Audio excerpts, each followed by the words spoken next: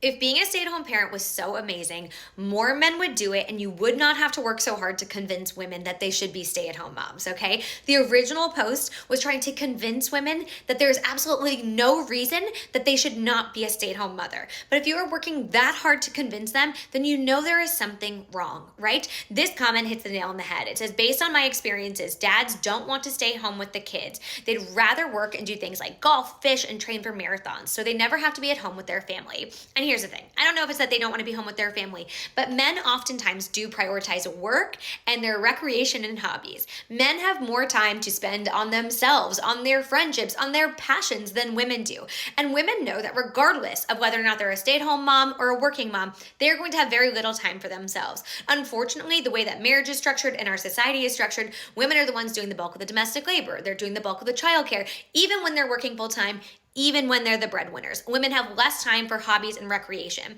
And so when you say to a woman, you should be a stay-at-home mom, they go, why?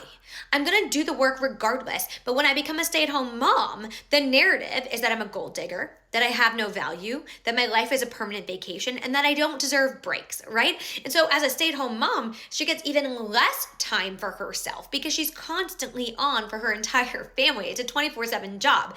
And so women look at the option of being a stay-at-home mom or being a working mom and say, well, at least if I'm a working mom, I have my own finances and financial freedom and opportunity for career and career advancement. I have an identity outside of this household. I can have friendships outside of this household. Maybe they are work friends, but they are friends nonetheless.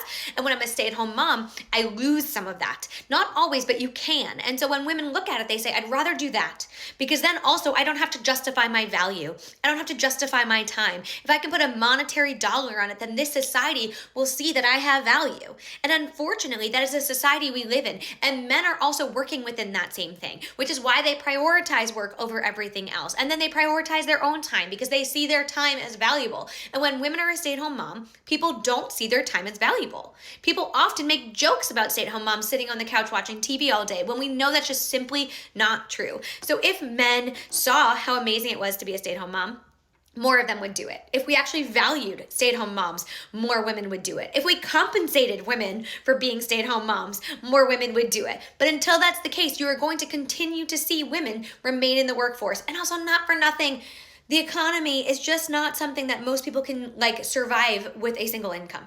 So we can't forget about that. Most families need a dual income regardless of childcare costs. They do require two incomes due to the housing market, grocery prices, student loans, etc. This is just the reality of the world we live in. But given the choice, most women are choosing to work. And so if you have to work this hard to convince us not to, then you know there's a problem.